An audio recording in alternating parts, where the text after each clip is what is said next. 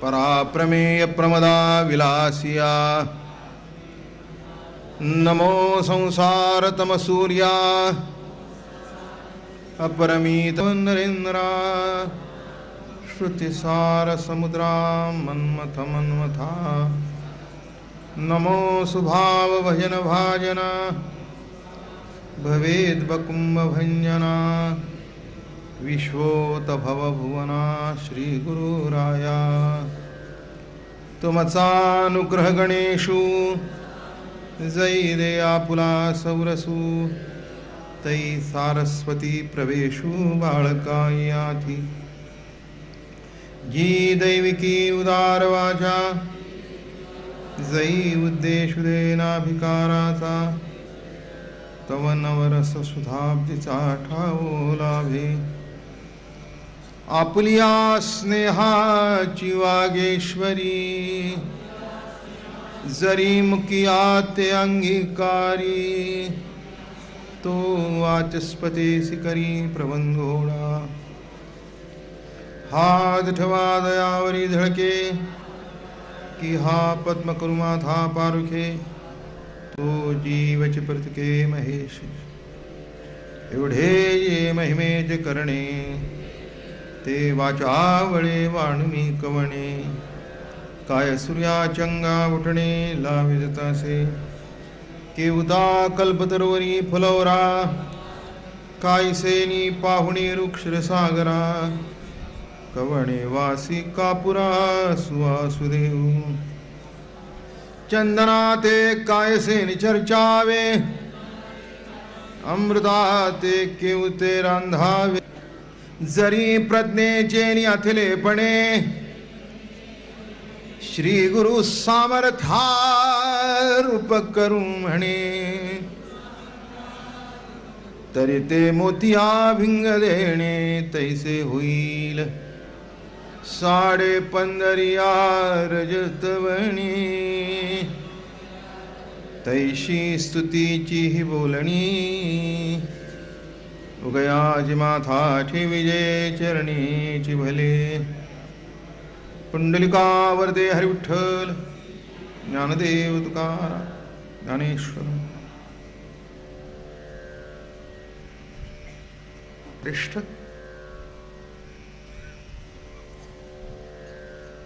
नामदेव महाराज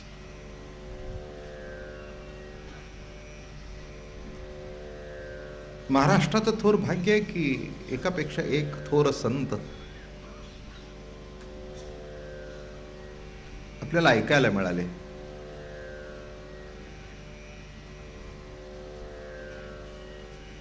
त्यांची वचनं आपल्याला पाठ करायला मिळाली.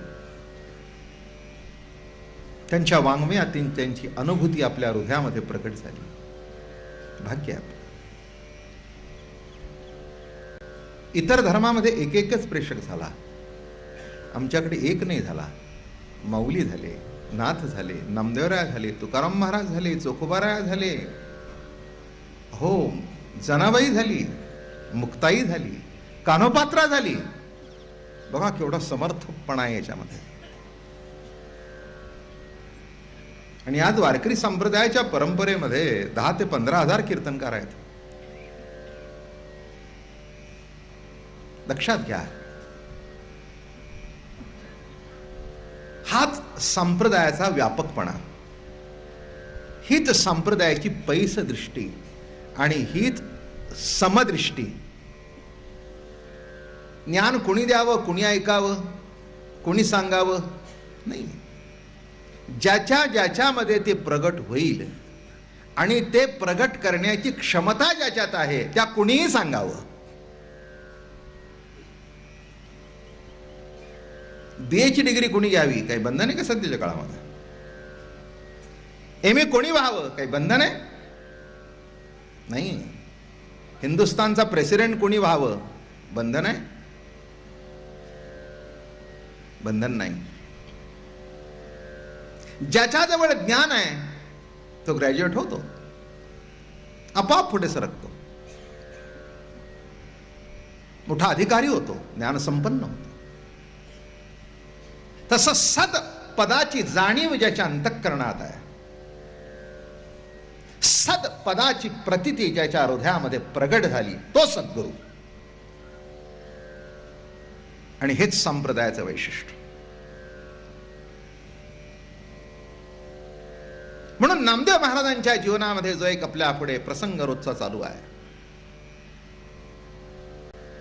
उण वाटलं कुठेतरी, देवाला वाटलं, आईला वाटतो नेहमी आपलं मुलं पूर्ण असावीत, काही चुकलं नाही. सर्वच मुलांना आपल्या आईवडिलांची इच्छा पूर्ण करता येत नाही, हे तितकंच सत्य आहे. पण आईवडिलांनी सुद्धा वाजवीपेक्षा जास्ती अपेक्षा ठेवू नयेत. आपल्या मुलाची मर्यादा बघून, त्याचं कर्तृत्व बघून अपेक्षा करावी, म्हणजे आपल्यालाही समाधान असतं. आपल्या मुलाचा विचार करताना आपल्या मुलापुरता करावा. शेजारचा पुढे गेला म्हणजे आपला जावा असं नव्हे. कॅपॅसिटी बघावी. हे सगळं बिल्ट-इन आहे हो. बाबा महाराजांनी ज्ञानेश्वरी सांगावी हे वरून ठरलेलं आहे आणि तसं ते आतून घडवलेलं आहे म्हणून सांगतोय. नाही तर काय सांगतोय त्याच्यात बाबा महाराज. कोणी विचारलं सुद्धा नसतं. अहो, कुत्र्याने सुद्धा विचारलं नसतं. आहे ते मला स्पष्ट बोलता येतं, माझे काय काय लपून ठेवायचं काय. ते ज्ञान तिथे प्रगट होतं म्हणून एवढी गर्दी रोज येते. बघा दिवस दिवस असं खचून भरतायत माणसं. आता श्रावण सुरू झाला आणखीन पुन्हा.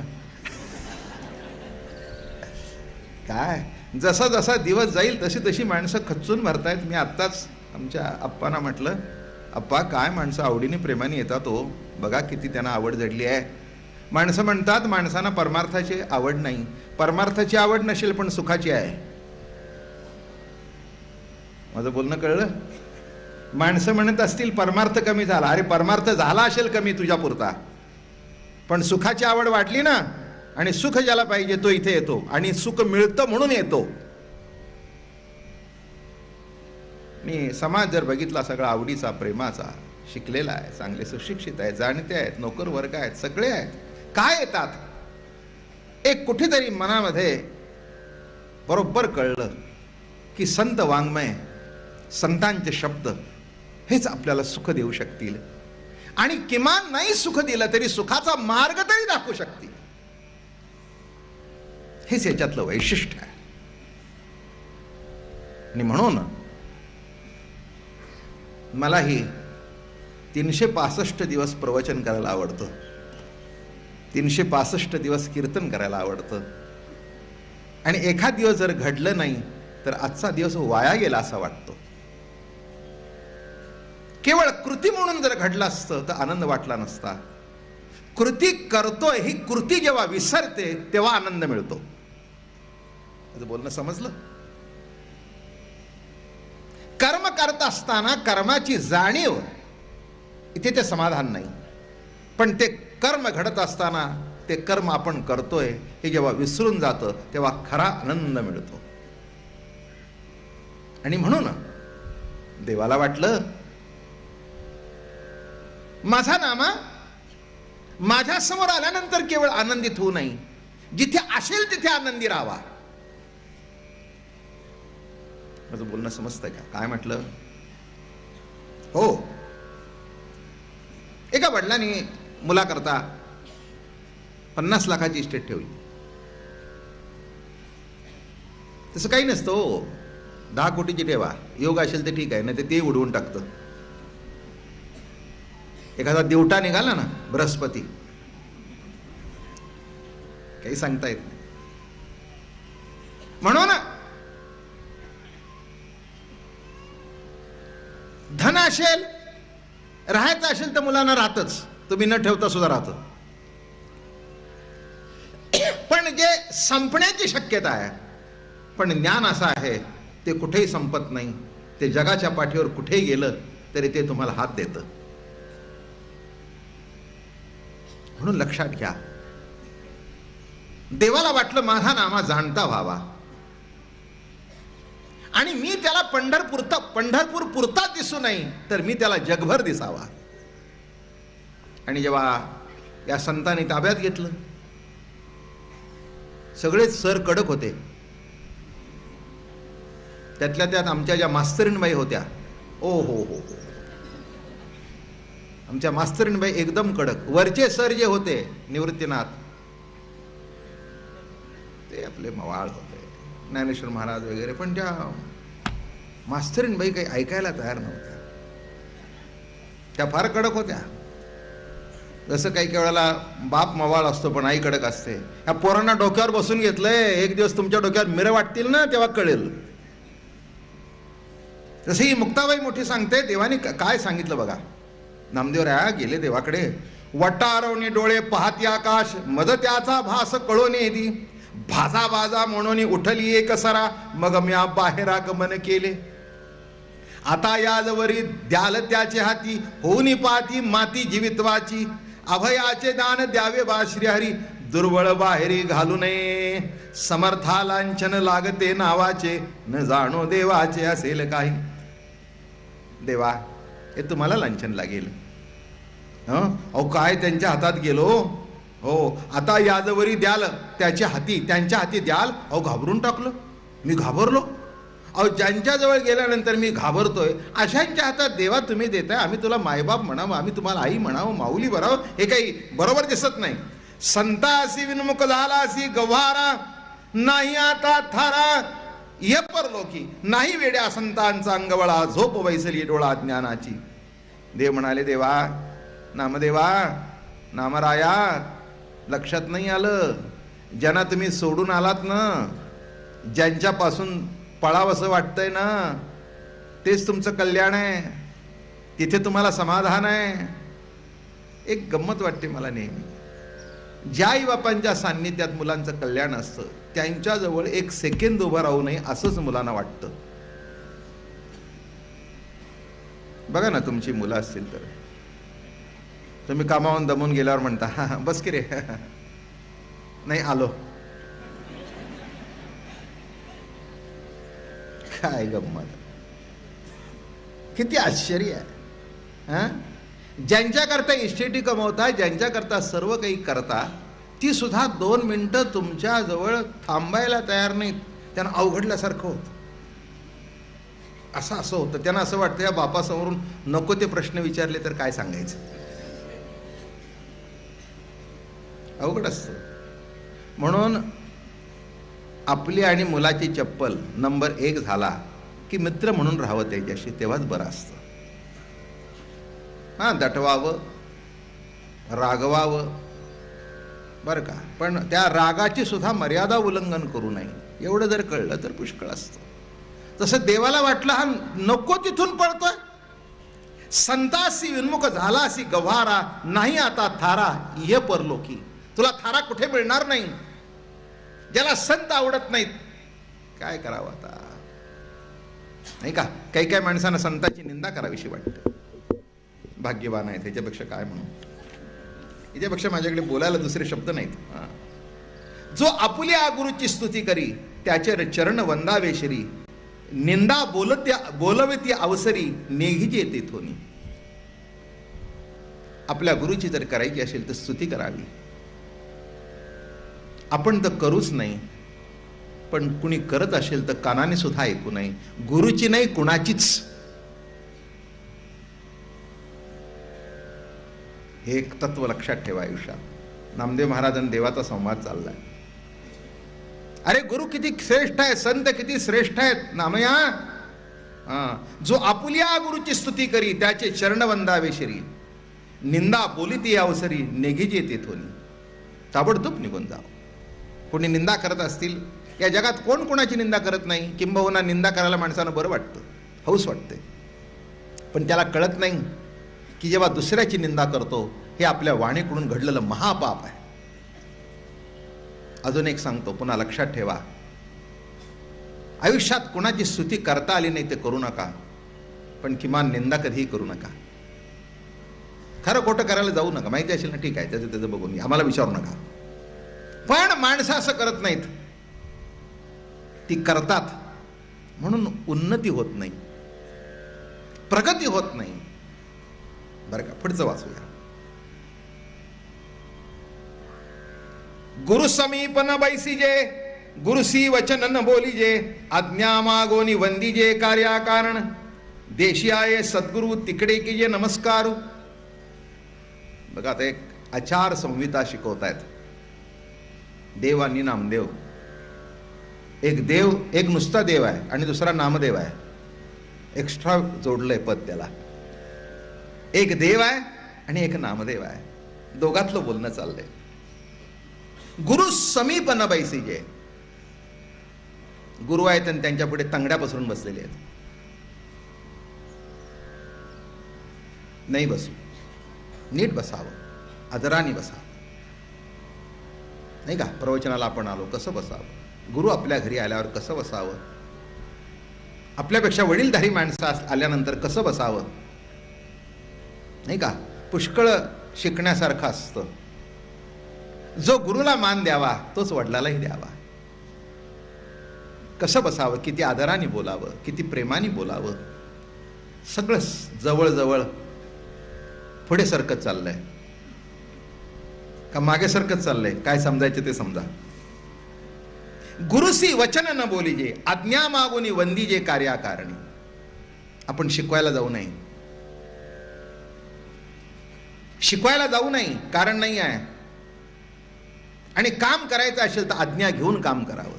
महाराज करू ना, करू ना, हे योग्य आहे ना, तुमचा आशीर्वाद असावा. हा,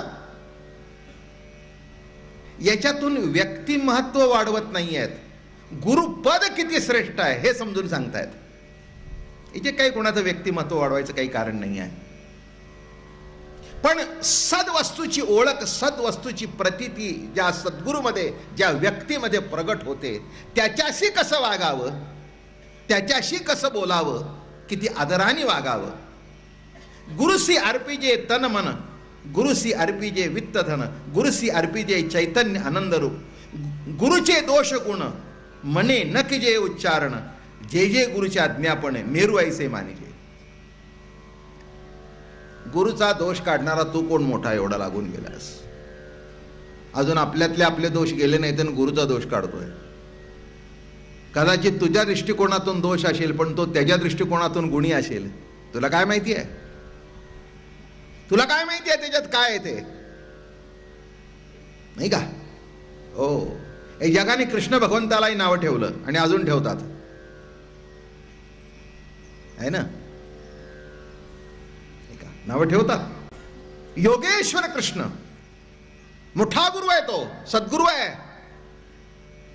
त्यांनी अर्जुनाला गीता सांगितली नाही, जगाला सांगितली. अर्जुन हा निमित्त होतं. पण माणसं म्हणतात आम्हाला काही कृष्ण पटत नाही, त्याचं वागणं काही पटत नाही, द्या सोडून. जी काही मोठी माणसं आहेत ना ती कळायला सुद्धा आयुष्य जातं. एक राजकारणातली थोडीशी गोष्ट सांगतो, म्हणजे राजकारणाशी संबंध नाही, एका व्यक्तीची. पंडित जवाहरलालजी आणि प्रवासाला निघाले होते. त्यांना सिगरेट ओढायचा नाद होता. पण चेन स्मोकर नाही, पण कधीतरी तलप यायची. तर पुढे त्यांचे सेक्रेटरी बसले होते. त्या सेक्रेटरीला त्यांनी विचारलं की पुढचं गाव किती लांब आहे. ते म्हणले का सर. नाही म्हटले जरा मला सिगरेट ओढायची. अहो म्हटले you are the prime minister of India, ओढा ना. ते म्हणले तुला कळत नाही का, हिंदुस्थानचा प्राईम मिनिस्टर सिगरेट फुकट चाललंय असं माणसं म्हणतील. म्हणून पूर्वीची घरातली माणसं संडासात जाऊन बिडी ओढत होते. आता कळलं. मुलांच्या समोर कधीही ओढायचे नाही, कारण मुलं ओढायला लागतील, मग तिथे घेऊन जायचं आणि तिथे ओढायचं. नाहीतर कुठेतरी जेवण झाल्यानंतर शतपावली करून येतो रे असं म्हणायचं आणि गावापासून कुठेतरी लांब जाऊन ओढून यायचं. नीट लक्षात घ्या, हे वैशिष्ट्य आहे. मग एखादा म्हणला पंडितजी ओढत होते मग आम्ही ओढलं म्हणून, त्यांच्यासारखं दुसरं काहीतरी करणं, त्यांच्यासारखं इंग्रजी एक वाक्य बोलून दाखव, 2 लाईनी लिहून दाखव, स्वराज्याकरता त्याग जेवढा केला तेवढा करून दाखव. पण माणूस घेताना सिगरेट घेतली पण बाकीचं काही घेतलं नाही. नीट लक्षात घ्या. म्हणून ते ओढत होते हा त्यांचा दोष काढायला जाऊ नकोस. त्यांचे गुण इतके आहेत की एखादा जरी तो दुर्गुण असेल, आणि एक लक्षात घ्या तो दुर्गुण सुद्धा त्यांना शोभून दिसतो. माझं म्हणणं कळलं का? हो, काही काही माणसांना तो त्यांचा दुर्गुण सुद्धा, सगळ्याला पान खाणं शोभून दिसत नाही, पण एखादा माणूस रंगेल असेल ना, त्याला ते पान खाणं सुद्धा शोभून दिसतं.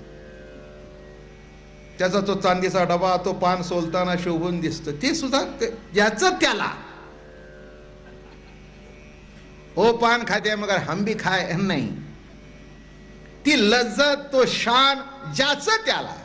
म्हणून मी म्हटलं की काही काही माणसांना असं असतं की त्यांचा दुर्गुण सुद्धा, आता आचार्य यात्रे एवढे टिंगल टाळ करत होते, आपण त्याचा सुद्धा आज गुणगान गातायत. तुम्ही शिवाय द्यायला जा. माझं म्हणणं कळलं का? हाणतील माणसं. आणि आज इतक्या वर्ष जाऊन जरी झाली आचार्यांना, तरी ते कसं टिंगल कळत होते, काय करत होते, उत्तराला कसं प्रत्युत्तर देत होते, स्टेजवर कसं बोलत होते, त्यांच्या त्याचं सुद्धा कौतुक होतं. लक्षात घ्या, कारण त्यांचे बाकीचे गुण एवढे मोठे होते नाही का, ते आपल्याला प्रख्यात माहिती आहे, झालाच पाहिजे. सांगायची गोष्ट नाही. किती म्हणजे असे कितीतरी माझ्याकडे आहेत, पण आता इथे सांगण्यासारखे नाहीत ते. कितीतरी मला त्यांचे पण एक लक्षात घ्या, हा जरी एक नको ते शब्द वापरले तरी पण माणसं आज त्याचं पण गुण एवढा होता. तसं नीट लक्षात घ्या. इथे काय सांगतायत? गुरुचे दोष गुण म्हणे न की जे उच्चारण, जे जे गुरुचे आज्ञापन मेरू ऐसे मानिजे, सज्जनाचे संगती धरिजे, गुरु रूप विश्व मानिजे, चित्तानुसार अर्पिजे साधू जनासी. सज्जनांती संगती धरिजे, गुरु रूप विश्व मानिजे, संपूर्ण विश्वाला गुरु मान. ज्ञानेश्वर महाराज याच्याबद्दल असं म्हणतात, 13व्या अध्यायामध्ये आचार्य उपासती लिहिली, आणि आचार्य उपासना या एका शब्दावर 90 ओव्या लिहिल्या. अघव्या दैवा जन्मभूमी हे सेवा. सर्व जगामध्ये जर मुख्य सेवा असेल तर गुरुसेवा आहे. तये देशी कडून येत असे वारा, ते देखोनी धावे सामोरा. माझ्या गुरुच्या गावाहून वारा आला तर तिकडे धावत गेला. हा वारा माझ्या गुरुच्या गावाहून आला. त्या वाऱ्याबद्दल प्रेम असावं. माझ्या गुरु घराहून वारा आला. नीट लक्षात घ्या. याच्यातून तुम्ही म्हणाल अंधश्रद्धा, मला नाही वाटत अंधश्रद्धा. मधल्या भागात या, थोडंसं पावसाचे क्षेत्र मध्ये या, बसून घ्या मधून, काय हरकत नाही. हां, इथे पुढे पण डाव्या हाताला जागा आहे, डाव्या हाताला जागा आहे. थोडंसं शेतोडे आलं असेल, डाव्या हाताला जागा आहे, इथे येऊन बसू शकता. डाव्या हाताला या, पुढे असे. सज्जनांची संगती धरिजे, ज्यासी सद्गुरु कोपला, तो साधू असता खरं वागला, ईश्वर नाही सह्य झाला तरी काढू न शके. गुरु याच्यावर अप्रसन्न झाले, समजावं आयुष्य कुठेतरी बिघडून गेलं. गुरु वाचून कैची मुक्ती ठाव, संसार हा वाव कैसा होय, म्हणून नामया तुवा गुरुसी जावे शरण, तेने भवबंधन मुक्त होती. ऐक नामया, गुरुला शरण जा तरच तू भवबंधनातून मुक्त होशील. लक्षात येते का याच्यातलं वर्म? पुन्हा पुन्हा सांगतोय, विसरू नका. देव सांगतोय, गुरुला शरण जा, देव सांगतोय, दुसरं कोणी सांगत नाही. गुरुच्या आधाराने देवापर्यंत पोचावं आणि देवाने सांगावं, नामया गुरु भेटल्याशिवाय तर नो पाय नाही. म्हणून नामया तुवा गुरुशिष्य ऐसे ऐकोनिय नामा थरारला, मूर्छागत झाला भूमीवरी, भूमी लोळे नामा कंठ सद्गतीत, डोळ्या स्त्रवत अश्रुजळ, इतके देखोनिया द्रवला पुरुषोत्तम, नामयासी सप्रेम ओसलेले. नामया तुझं काय वाटत से दुःख, संसाराचे सुख तुझ झाले, नामा म्हणे देवा तुझा ऐसा दाता, मज भवव्यथा कवणे परी. वाईट वाटलं. देव जरा बोलले रागाने, गडबड लोळू लागले. देवालाही वाटलं वाजवीपेक्षा जास्ती बोललो की काय, असं उचलून घेतलं. नाम्या तुझं काय वाटत असे दुःख. अरे देवा, मला कशाचा भावसागर, अनाथाचा नाथ तू भेटलास मला. अनाथाचा नाथ तुझी ब्रिदावळी, मज कारे जाळी भव्यवथा. देव म्हणे नाम्या, बघा संवाद किती सुंदर आहे, मला भव्यवथा काय करणार आहे. तुझ्यासारखा माझा पाठीराखा असताना, सद्गुरु सारिखा असता पाठी राखा आणि इतराची लेखा कोण करी, राजयाची कांता काय भीक मागे. हे झालं सद्गुरूचं. इथे देव पाठीराखा. तू माझा पाठीराखा आहेस, विश्वाचा जनिता आहेस, सर्व विश्व तुझ्या सत्तेने चालतं. तूच सांगितलंस ज्ञानेश्वरीत, म्या बोलविल्या वेद बोले, म्या चालविल्या सूर्य हाले, म्या हलविल्या प्राण हाले, तो जगाते चाळिता. एवढी तुझी सत्ता आहे, एवढा तुझा अधिकार आहे. आणि मग देव म्हणे नामया, हे तुझं बोलणं खरं आहे, गुरु वाचून मुक्ती पावावया आण नाही. मी सेक्शन वाटून दिलेत, याच्यापेक्षा माझी मर्यादा जास्ती नाही. घरामध्ये एक आई असते आणि एक बाप असते. आईकडे काय मागावं त्याला मर्यादा आहे, आणि ती मर्यादा संपल्यानंतर ते बापाकडेच मिळतं, ते आईकडे मिळत नाही. थालीपीठ हां, मसाले भात हां, जिलेबी हां, लाडू हां, सकाळी एक लाडू संध्याकाळी एक लाडू, बरं हां. पोहे पाहिजेत हां, 25 रुपये पाहिजेत हां, 500 रुपये पाहिजेत ना.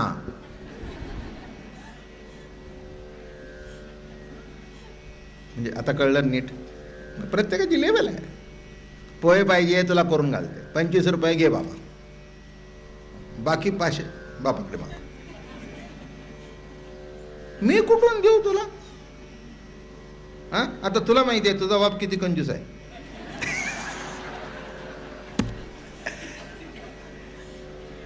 तुला माहिती आहे की 25 रुपये काढून दिले तर अगदी 25,000 दिल्यासारखा पैचा हिशोब घेतो, इतका तुझा बाप कंजूस. माझ्याकडे पैसे राहून देईल हे, पण मी तशी कमी नाही, मी काढून ठेवलेत.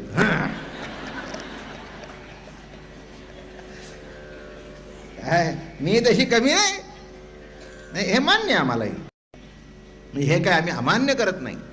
पण आता मी कुठून देऊ? 100-200 माझ्याजवळ आपलं जेव्हा भावाला लागले म्हणून. बायकांना सुद्धा लागतं ना जेव्हा भावाला, काही कोणाला द्यावं लागतं. ते नवऱ्याला बरं वाटत नाही अमक्याला दिलेलं, पण तिला ते आहेर करावा लागतो, द्यावा लागतो, तेवढं खण द्यावा लागतो, अमकं दमकं द्यावं लागतं. हे काय प्रत्येक गोष्टी काय पुरुषाला सांगून द्याव्या लागतात का? नाही द्यायचं. पुष्कळशा गोष्टी बायका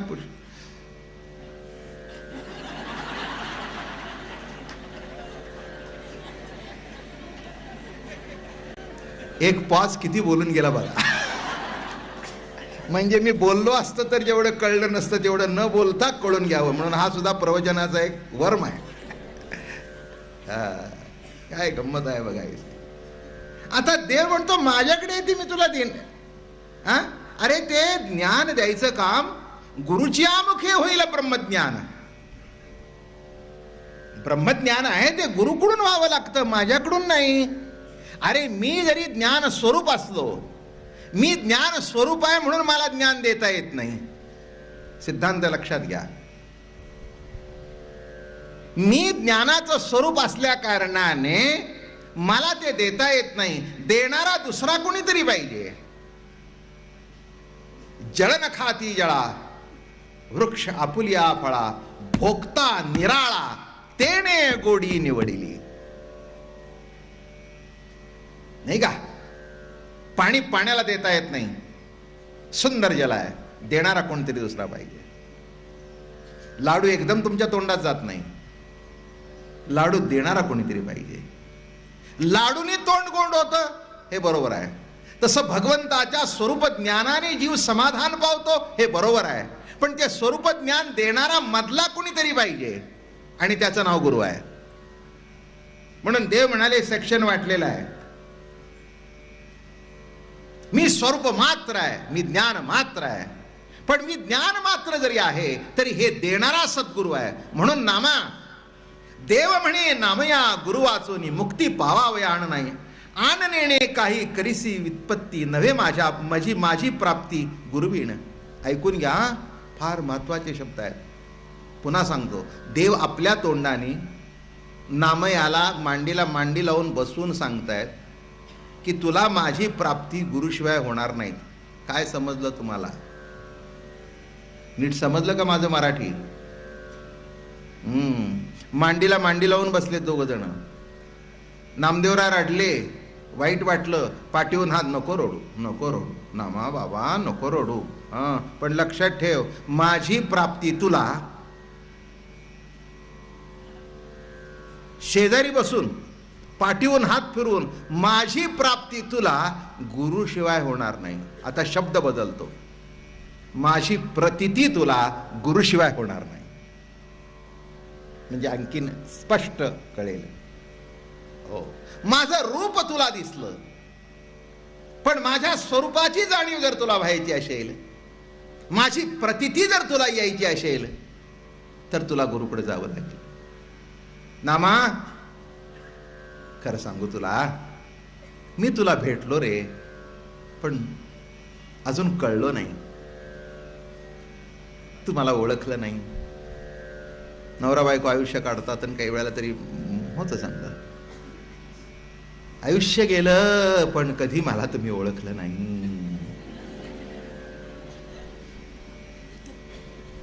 म्हणता का नाही तुम्ही कोणी? आयुष्य काढलं बघा, आयुष्य काढलं, आयुष्य काढलं तुमच्या बरोबर, सुखदुःखात बरोबर वाजले, पण तुम्ही मला ओळखलं नाही. तुम्हाला आईचंच खरं वाटतंय, नाही ओळखलं मला.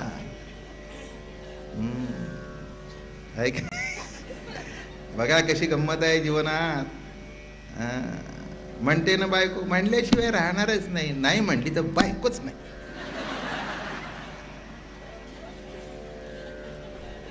मला ओळखलं नाही. मग आता बायकोला ओळखत नाही तर देव कसा ओळखा?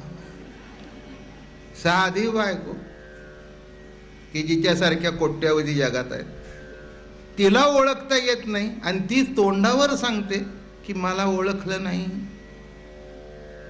एवढं तुमच्याकरता केलं, तुमच्या भावांचं केलं, हगणं मुतणं काढलं. किती होती तुमची भावंड? एवढी भावंड लहान होती सगळी तुमची.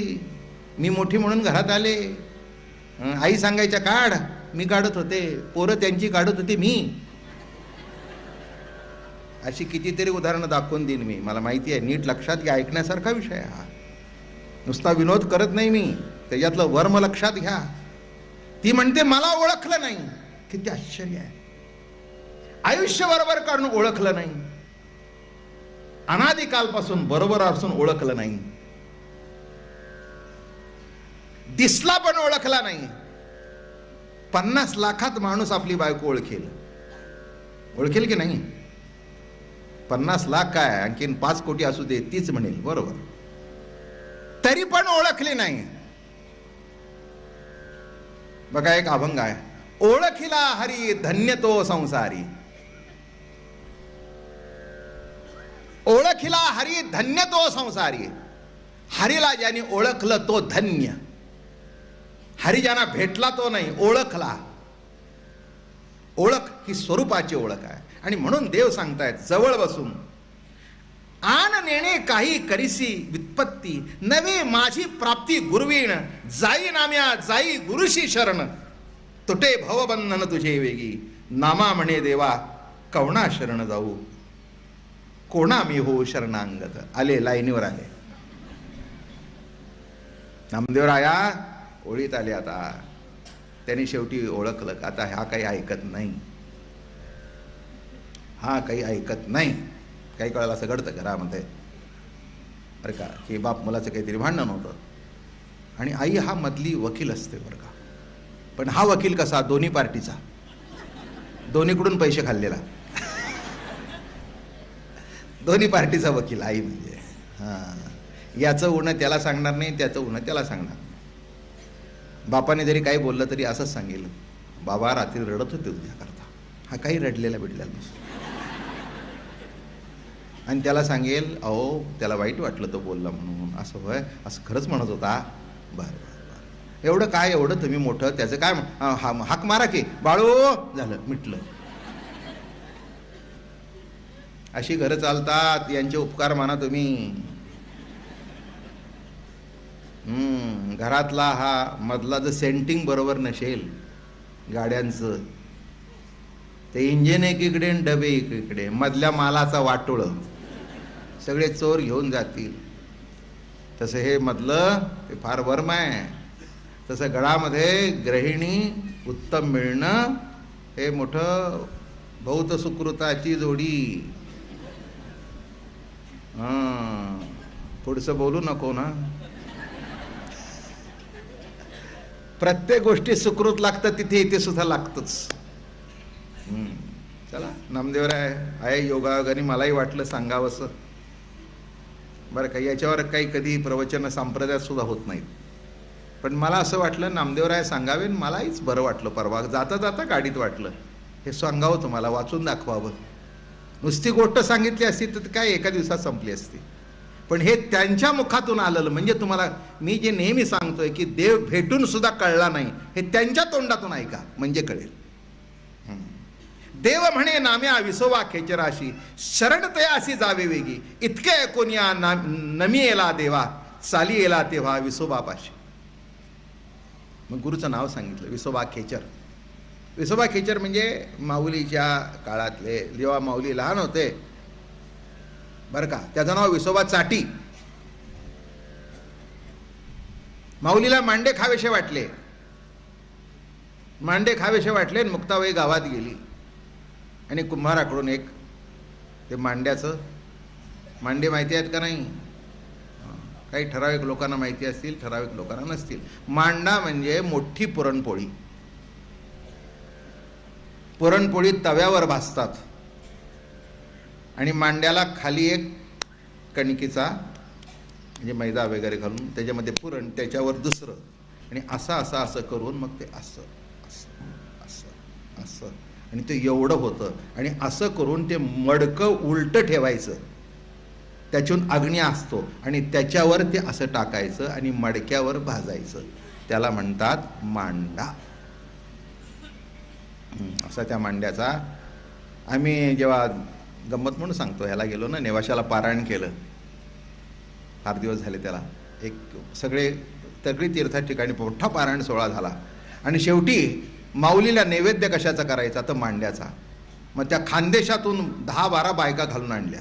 ती मडकी ती सगळी, कारण इथे मिळत नाही. आणि मग त्याने तो मोठा हे असं मांडा बरं का.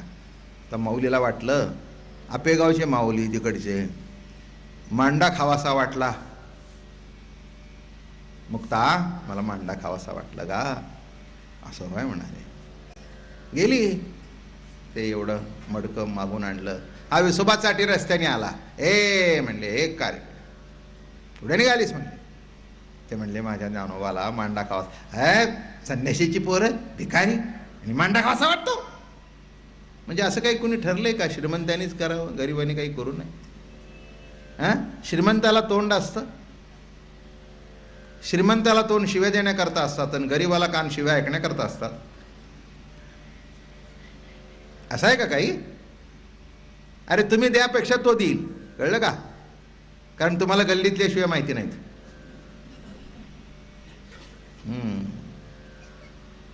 आमच्यासारखे बोलून बोलून काय बोलणार? मूर्ख म्हणजे आमचे गाढव. मला नाही वाटत याच्यापेक्षा पुढचं काही आम्हाला तरी येतच नाही. आणि त्यासुद्धा ज्ञानेश्वरीत येऊन गेल्यात. ज्ञानेश्वरीत ज्ञानेश्वर महाराज स्वतःला मूर्ख म्हणून घेतात. एरवी तरी मी मूर्खू, संपलं. याच्यापेक्षा काय? फार तर फार गाढव. म्हणजे ही परिसीमा झाली शिव्यांची. मध्ये पेपरमध्ये लेख आला होता संशोधन करून की जनावरावरच्या शिव्या कित्या, बाईवरच्या कित्या, पुरुषावरच्या कित्या, आईवरची किती, बहिणीवरची. डॉक्टरेट करायचा विचार होता त्याचा. तुम्हाला माझं बोलणं अतिशयोक्ती, डॉक्टरेट सोडून द्या, पण अर्धा पानाचा लेख होता आणि शिव्यांची यादी होती. दिवाळी अंक होता कुठचा तरी होता. बरेच दिवस झाले त्याला, 10-15 वर्ष झाली. मी म्हटलं माणसांचं डोकं तरी काय चालतं विचार करून बघा. असं ते मडकं दिली एक कानफटात, मडकं फोडून टाकलं. दुःख झालं. रडत रडत घरी आली. माऊली दारात उभे होते. जवळ घेतलं. अरे अरे अरे अरे मुक्ता, काय ग झालं तुला? ज्ञानदा मला मारलं विसवाने. अशी बोटं उमटली होती. ज्ञानोबारायाने गालावर हात फिरवला. अरे अरे अरे आपलंच चुकलं. आपलंच चुकलं. आपल्याला जर मांडा खाण्याची इच्छा झाली नसती तर माझ्या मुक्ताईला कोणाला अंगाला हात लावायची ताकद नव्हती. असं जवळ घेतलं. बेटा काळजी करू नकोस, मी आहे ना. बघ, तुला माहित नाही, या विसोबाला माहित नाही असं मडकं माझ्याजवळ आहे. त्या विसोबाला माहिती नाही असं मडकं माझ्याजवळ आहे. कर तयारी तुझी मांड्याची. ते म्हणले, अरे ज्ञानदा, अरे तुला काय करायचंय मुक्ता? फार प्रेम होतं तिच्यावर. सुरुवातीला मुक्ताबाई म्हणत होती. जेव्हा आई गेले की नाही ते मुक्ताबाई म्हणायचे. पण आमची मुक्ताबाई इतकी सुंदर काळजी करायची. भाकरी सुंदर करायची, कालवण सुंदर करायची, आवडीची पुरणपोळी करायची.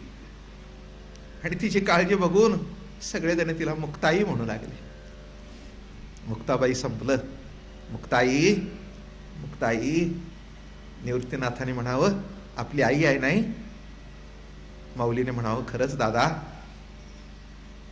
खरंच आई आहे, खरंच आई आहे. म्हणून रागवली माऊलीला, ताटी उघडा ज्ञानेश्वरा. म्हणून रागवली. रागवणं तसंच होतं, प्रेम करणं तसंच होतं. अशी ती मुक्ताई. मारलेलं अतिशय दुःख झालं. आज दह्या दुधाच्या घागरी आहेत, पुरणपोळीचे रोज नैवेद्य आहेत. पण एक काळ गाल सुजला. मुक्ताबाईचा गाल सुजला असेल, पण माऊलीच्या हृदय सुजलं. निवृत्तीनाथांचा थरकाप झाला. सोपान देव काही न बोलणारे हुमसून हुमसून रडू लागले. काळजी करू नको म्हणाले, तयारी कर. आणि असे ओंडवे झाले आणि हे मडकं तापवलं. देहरूपी मडकं तापवलं. भास म्हणाले, हा निघाला होता काय यांच्या घरची परिस्थिती आहे ती बघायला. असा खमंग वास येत होता खिडकीतून मांड्याचा. आहा, डोकावलं तर माऊलीच्या तोंडातून अग्नी निघतो. योग साधनेचा उपयोग केला. योग साधना कशा करता वापरली माहितीये का तुम्हाला? काय केलं? पाठीवर भाजलं. काय भाजलं? मांडा भाजला. विचार करून बघा. मग आला, जेवायला बसले होते, चुकलं वाटलं, घोटाळा झाला आणि ते पत्रावळ चाटू लागले. मग माऊली म्हणले, खेचरासारख्या काय चाटतोयस? तेव्हा विसोबा चाटीचा विसोबा खेचर झाला. म्हणजे ही पूर्वपीठिका कळायला पाहिजे ना. म्हणजे लिंक लागली बघा. हे गुरुपद आणि हे नामदेव महाराजांचे. म्हणजे माऊलीकडून कशी परंपरा पुन्हा आली. म्हणून नामदेवरायांनी माऊलींना निवृत्तीनाथांना श्रेष्ठ मानलं. अशी ती गुरुपरंपरा आली. लक्षात घ्या, कसं कसं घडतं ते माहिती असावी आपल्याला. आणि असे विसोबा खेचर ज्यांच्याकडे नामदेवरायाला जायला सांगितलं, जा नामा, इतके देखून या चरणी घाली मिठी, साठवला सृष्टी अवघा देव, तेही त्रिभुवनी आपण व्यापुनी, आनंदे कोंडीला राहिला. काय घडलं? निघाले, आज्ञा घेतली आणि आले औंढ्या नागनाथाला. इथे तार गेली होती. तुमच्याकडे आता टेलिफोन आहेत. देवाकडे उचलला त्याने, खेचरा आमचं लाडकं बाळ पाठवतोय, कृतीतून शिकवा, बोलू काही नका. अगोदरच ते रुसलंय आमच्यावर, पण असं काहीतरी शिकवा की ते बरोबर शिकेल. बघा अभंगच लिहितात.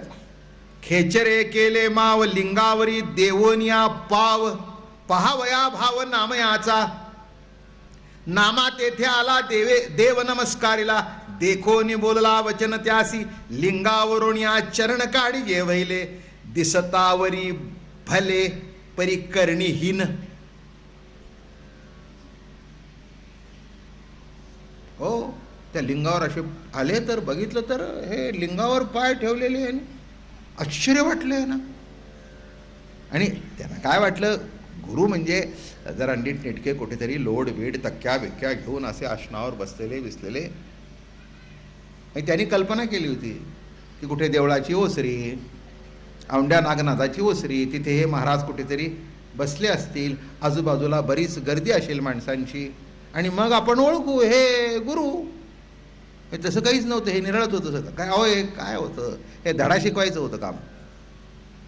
का धडा शिकवताना दुसरं कोणीच तिथे नव्हतं, एकटे दोघंच पाहिजे होते. खूण द्यायची होती परमार्थातली. त्या पिंडीवर पाय. नामदेवराय म्हणले काय माणूस आहे का काय म्हणले. हा दिसतो बरा पण ही नाही. अहो पिंडीवर पाय काय म्हणा याला. जरा वयाने जास्ती होते ते म्हणले जर तरुण असताना तर हाणला असतं याला. हा काही कळतंय का नाही. तवैरू बोले नामया तू भला, मज नाही कळला देव तुझा. हो बाबा काही कळतंय का नाही. हा शिवलिंगावर पाय ठेवलेत, देवावर पाय ठेवले, जरा खाली ठेवा. आणि बघितलं म्हणले बाबा नामया मला नाही तुझा देव कळला, तुझा देव मला नाही कळला. देव नाही कळला वर कसं ठेवलंस. दिसत नाही का. ते म्हणले दिसत नाही म्हणून ठेवलंय. तुला दिसतंय ना, ठेव खाली. नामया अरे अशा मोठ्या माणसाला कसं बोलतोस रे, तुला एवढं कळत नाही का. जरा आमची पिकली केस तरी बघ. अरे दिसलं असतं तर ठेवलं असतं का. मला दिसलं नाही, मला वाटलं तिथे दगड आहे म्हणून मी ठेवलं. वर पाय केल्यावर जरा रक्ताचा प्रवाह खाली जातो.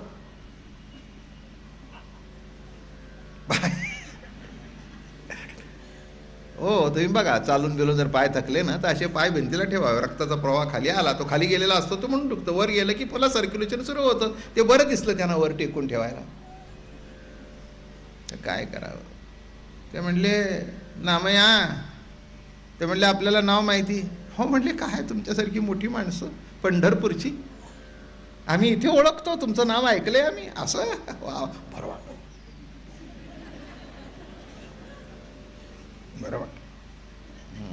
बरं बरं आता असं करा ते पाय खाली ठेवा. अहो म्हणले नामया अरे वयोमानाप्रमाणे उचलत नाहीत रे. आता एक कर, जिथे देव नाही तिथे ठेव. झाला गुरु अनुग्रह सुरू झाला. जेथे नाही देव तेथे ठेवी पाव, सर्वज्ञ सदैव तुची अससी. मी पण भुललो मज नकळेची काही, देव नसे ते ठाई पाय ठेवी. तव नामा म्हणे विचारिता शब्दाची कुसरी, पाहता निर्दारी साननो हे. देवाविण ठाव हे बोलण्याची वाव, परतोनी संदेह पडला मज. नामदेवराय म्हणले दिसतोय साधा पण शब्दाची कुसरी तर दिसतंय तसं नाही. दिसतंय साधं पण शब्द जेव नाही तिथे ठेव. आता म्हणले खरंच आहे, देव कुठे नाही. एक लक्षात ठेवा, हे सगळ्याला कळतं पण वळत नाही. म्हणून आपण ते आपण संत कुणाला कळत नाही. साधी रस्त्यात भाजी विकणाऱ्या बाईला सुद्धा कळतं. तर मी हात घालून घ्यायला लागला की नाही, की ते म्हणते बाबा मला फसवू नका, देव बघतोय.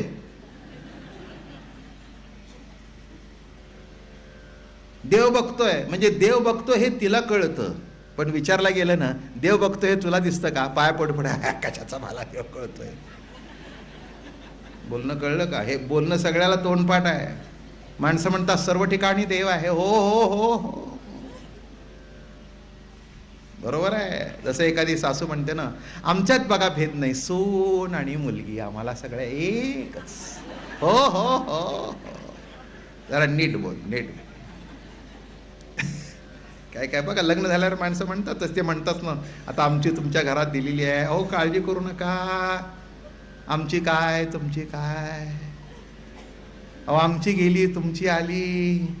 पण तुमची आली ती तुमचीच राहिली, आमची वाटली नाही, त्याला काय करता. म्हणून समत्वाची भाषा बोलता येते पण कृतीत उतरणं अवघड आहे. तसं नामदेवराय कसं म्हणतात बघा, आपले माने आपण उमगावे मजसी तारावे भवसागरी, नामाधरी चरण अगाध तुमचे ज्ञान, आपले नाम कोण सांगा स्वामी. मग पटलं. येणे वचन तेजाकारे, फिटले अतिल बाहेर अंधारे, म्हणून देखत असे साचोकारे, स्वरूप तुझे शब्दातून ओळखलं. माऊलीची ओवी सांगू का? माणस जाणी जे बोले, झाड जाणी जे फुले. काय गोड ओवी लिहितात बघा. माणस जाणी जे बोले, झाड जाणी जे फुले. माणसाच्या मुखातून जे शब्द बाहेर पडतात त्याच्यावरून त्याच्या अंतःकरणाची जात कळते, तो काय लायकीचा आहे, कसा आहे ते. किंवा मनात जे आहे ते त्याच्या तोंडातून बाहेर पडतं कळतं. झाड कशावरून कळतं? सगळ्यांनाच काही पानं ओळखता येत नाहीत, एवढे कुठे माणसं शहाणी असतात. पण फुल बघितलं, जाई जुई चमेली, तांबडा गुलाब, गुलाबाचं झाड आहे. तुम्हाला कशावरून कळलं? काटे आहेत काय?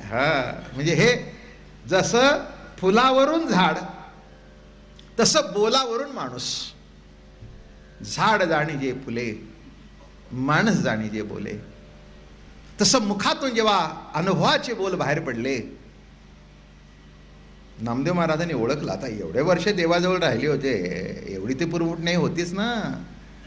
काय असं नामदेव महाराज तसं काही अवघड नव्हतं काम, ते तयार होतं, फक्त कुठेतरी काडी लागायची अवघड होती. ते कापरासारखं होतं, फक्त ते अजून काय होतं, तो अग्नी भेटला नव्हता. काय खरे सद्गुरू भेटले नव्हते, ते लागले की झालं, पेटलं. ते काय चिखल नव्हता ओला. किती काड्या पेटून घातल्या तरी ते गुरुला संपवतील, पण हे पेटायचे नाहीत.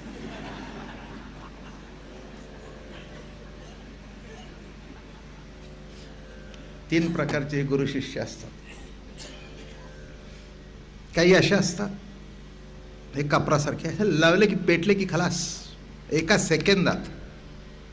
गुरु वचनाचा आघात झाला की पेट घेतला. दुसरे गौरीसारखे असतात. गौऱ्या गौऱ्या शेणाच्या थापून तयार करतात त्या गौऱ्या, आणि शेवटी विचारतात, आता काही गौऱ्या बरोबर येणार आहे का?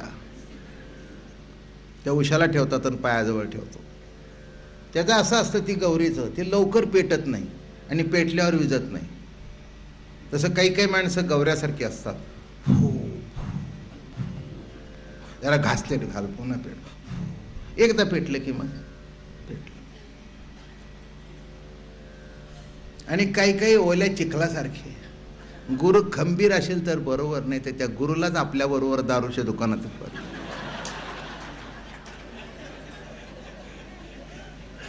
जी पेटवायला येडी काडी तिलाच विजवून टाकली.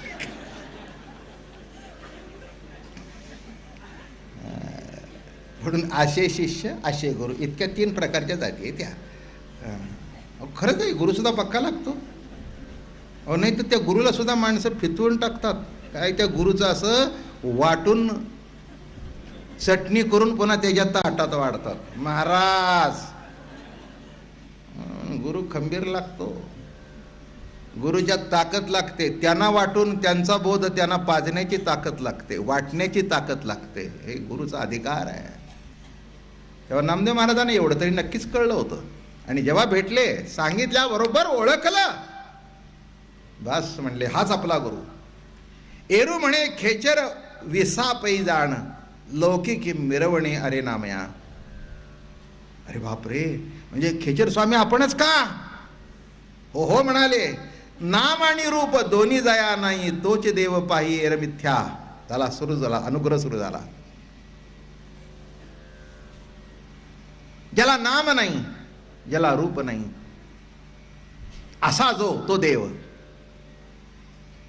तो देव सामान्य माणसाकरता, प्रेमाकरता तो देव आकार घेऊन येतो. पण मूळ स्वरूपाच्या ठिकाणी त्याला नामही नाही आणि रूप नाही. रंग नाही.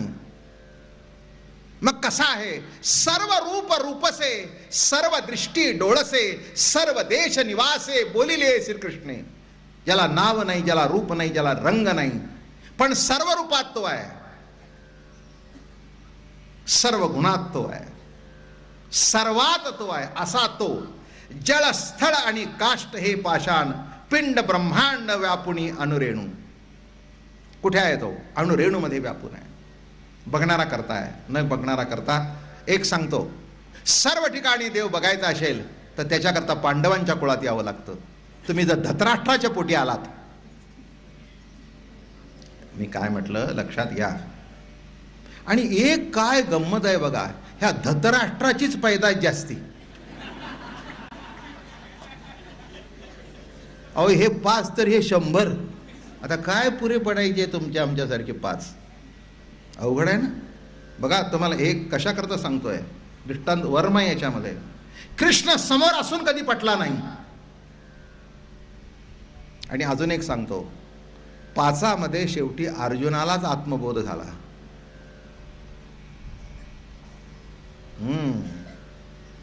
पांडवांना कळला, पण खरं तत्वज्ञानाचं सार शेवटी अर्जुनाकरता राखून ठेवलं आणि ते युद्धभूमीवर सांगितलं त्याला. त्याचंही अवस्था नामदेवरायासारखीच होती. त्याला वाटत होता बायकोचा भाऊ माझ्या मेवणा काय म्हणून खेळताना उठताना बसताना अगदी कृष्णाच्या मांडीवर थाप टाकून बोलत होते. ओव्या ज्ञानेश्वरीमध्ये, देवा आम्ही तुला कधी ओळखलं नाही, तुला जाणलं नाही, तुझ्याशी लांडी लवाडी केली, पण आता कळलं काय, गुरु अनुग्रह झाल्यावर तू गुरुबंधू पिता, तूची आमची इष्ट देवता, तूची सदा रक्षिता आपदी अमते. आणि मग नामदेवरायाला कळलं, गुरुबोध झाला. जरे म्हणीसी देव देखिला, तरी हा बोल भला नवे नाम्या. तू म्हणशील मी देव बघितला, तरी पण हे बोलणं तुझं. देव परिच्छिन्नपणाने बघण्याचा विषय होत नाही, कारण बघणं देवाने असतं. असा बघ. काय म्हटलं मी? देव हा परिच्छिन्नपणाने बघण्याचा विषय होऊ शकत नाही. देव दिसत नाही, पण देवामुळे दिसतं. असं जेव्हा तुला दिसायला लागेल तेव्हा देव दिसला. देव परिच्छिन्नपणाने ऐकण्याचा विषय होऊ शकत नाही, पण ऐकणं त्याच्याने आहे हे जेव्हा कळेल तेव्हा देवाला ऐकलास. देव बोलण्यातून कळणार नाही, पण बोलणं त्याच्याने आहे. म्हणून केन उपनिषदाचा गंमत आहे, बोलवणारा कोण केन, चालवणारा कोण केन, ऐकवणारा कोण केन. चाले शरीर कोणाच्या सत्य केन, हे तुकोबारायचं केन उपनिषद. कोण कोण कोण कोण म्हणून बोलणारा नाही, बोलवितो, चालवितो, खाववितो. हे ग्रॅमॅटिकली बरोबर असेल नाही तर नसेल. काही काही माणसं म्हणतात ते बरोबर नाही, त्याच्याबद्दल काही व्याकरण मी काही सांगत नाही, काही मी व्याकरणाचा मास्तर नाही, पण अनुभवातून सांगतो. शब्द कसा आहे बघा, बोलवितो, बोलवितो, चालवितो, ऐकवितो, पाहवितो. बघा आता शब्द किती गोड आहे, त्याची फोड केल्यावर मजा लक्षात येईल. बोलवितो, बोलणं आणि बोलविणं, हे विणं चालू आहे सारखं. बरोबर आहे ना? हे माझं बोलणं वित आहे. विणं थांबलं तर एक शब्द येणार नाही.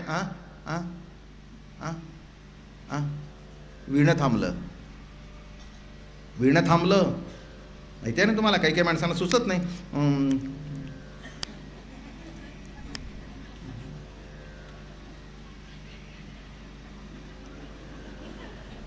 याची गंमत आहे बघा.